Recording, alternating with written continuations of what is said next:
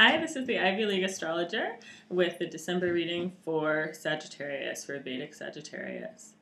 Let's take a look.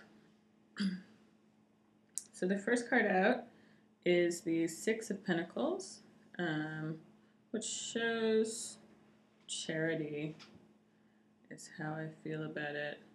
Maybe that you've been giving without I was going to say without an aim of receiving, but perhaps that's not quite it. You've been giving without hope of receiving. You've been giving to people or to situations that cannot possibly pay you back. The positive side of that is that it has benefited these people. It's not that your sacrifice or your work has been for nothing, but that your reward, which sounds kind of crude in the context of charity, but that what's going to feed you is going to come from another source. It can't come from the situation where you're giving without receiving anything in return, because the situation or the people that you're giving to can't give it back to you. They need it from you, but they can't give it to you. So but somehow in this act of balance, in this act of giving, there is a ticket into your next thing, into your next educational experience, your next kind of movement of your life. Somehow you had to do this, or you have been needing to do this in order to get to the next place. So what I see for you from there is that you are kind of moving on maybe, but you're looking back because you don't quite know. You're like, really, this situation is really not where I was supposed to be, or it's not going to feed me, because I was thinking that maybe I could just stay here and it would be okay, that maybe I could just, if I stood exactly still in this position, if I just put myself just like this, then maybe nothing more will be asked of me, or maybe I can make myself fit into this mold that I don't necessarily fit into, but that I want to, because this is where I feel comfortable, is in this position of giving without receiving. But you're going to have to walk away from that. You're going to have to kind of move forward into something that you don't know as well, but you're going to have faith in it. And someone may be trying to get you to stay where you were, or asking you to come back. It's like they finally see it now. They finally see, now that you're gone, kind of. Now that you're like, okay, I'm done giving in this situation that's not ever going to be able to give back to me. I kind of don't want to leave it because I don't know what else to do. But I'm leaving, I'm going, I'm starting my journey away from that.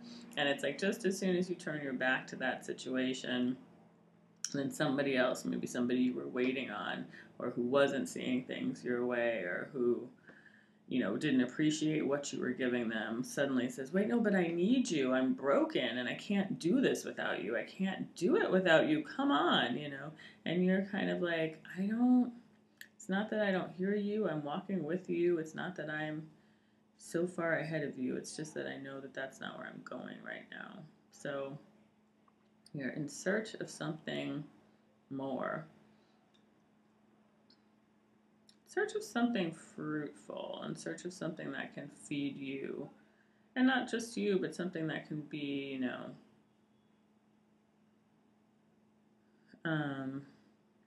a viable future. So right now you may feel a little bit like you're out in the cold, though, and you may feel like you're being called on to do more than you can do. And you may be tempted to slide back into a position of caretaking for others. But my feeling about this is that as soon as you start taking care of those other people again, that they're not going to actually appreciate it. It's like, as soon as you turn to them, they're going to turn away from you.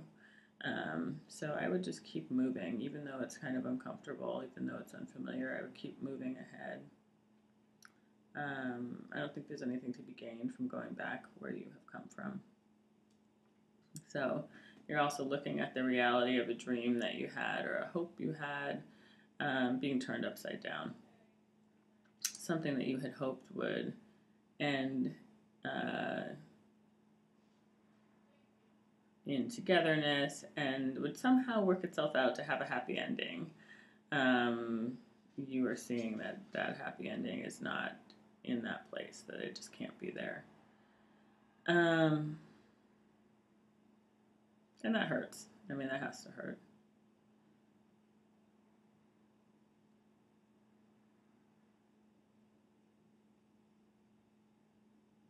Because you've worked for it, and because it's something that you have made yourself ragged for, that you've worked yourself over the coals for, maybe trying to get yourself to be in this exact pose in which someone can love you, or someone can accept what you have to give to them. But what you're really seeking is something wider than that, something that where you can just be yourself, and not have to be someone else's, your idea of what someone else wants, but where you can be yourself and flourish. So you're heading towards that, but maybe you don't see it quite yet. But it seems like maybe by the end of the month, or maybe even by mid-month, by like now, maybe this is what you've been dealing with so far this month. But it seems like there is some kind of resolve to look towards the future and to feel positive about that, even though you're not quite sure, even though you have fears about it, even though you have concerns about what could be out there, or maybe you just have doubts that there is something out there that really could contain your wholeness, but somehow there's a faith that you have found, and you're waiting.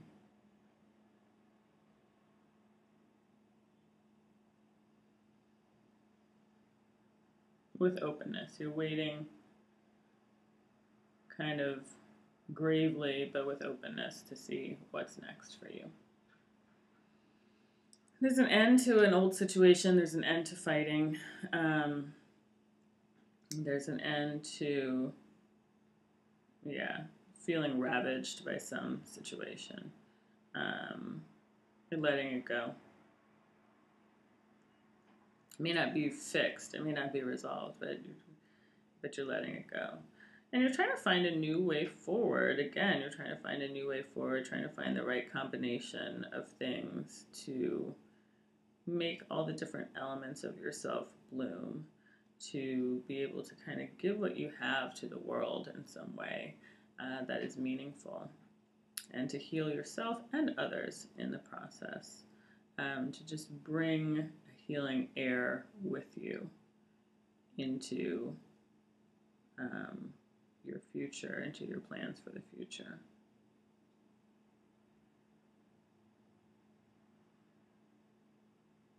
And maybe this is something that you're being guided to do by, by an angelic presence or by something outside of yourself. You feel drawn to it.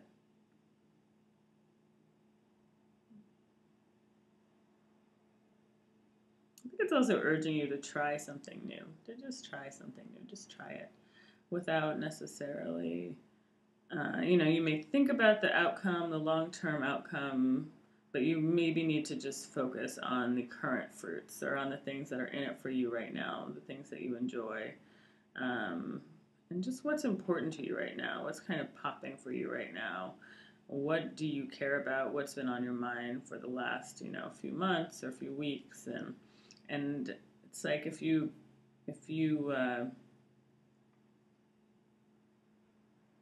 kind of balance those things, you will find something you can try that will make you feel better and that will move you forward as well.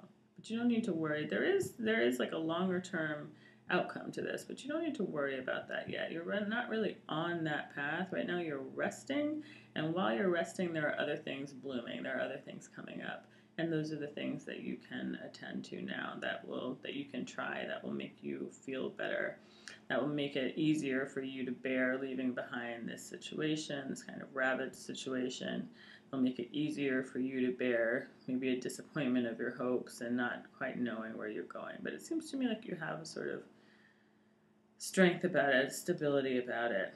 And then I have the Hermit in reverse, which also shows me you going within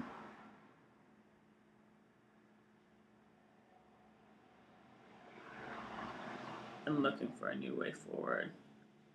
And I think also maybe you need to find a way to balance your sort of carnal desires with your spiritual needs. That maybe you need to find a way to keep the physical in check, maybe, until your spiritual stuff can be satisfied or can catch up with it, right? Because it seems like maybe something's kind of running away with you.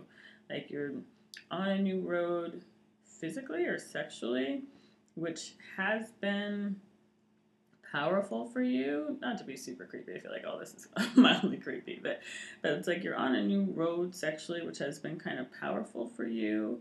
But at the same time, you don't want to go too far with that. Like you don't want to just get on that line and ride. You need to keep it in check with who you are at the soul level, who you are mentally, spiritually, with your goodness.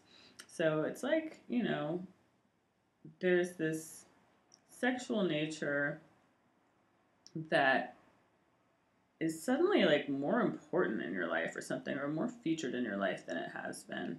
And you need to find a way to contain that in a way that's healthy, but make sure that it's in line with your spirit and with your spiritual goals and just with your soul. Make sure that you're really okay, like all the way within yourself with however your physical expressions are right now. Because it seems like maybe that needs some balance, or maybe you need to remember some things about who you are in that regard, not kind of get carried away.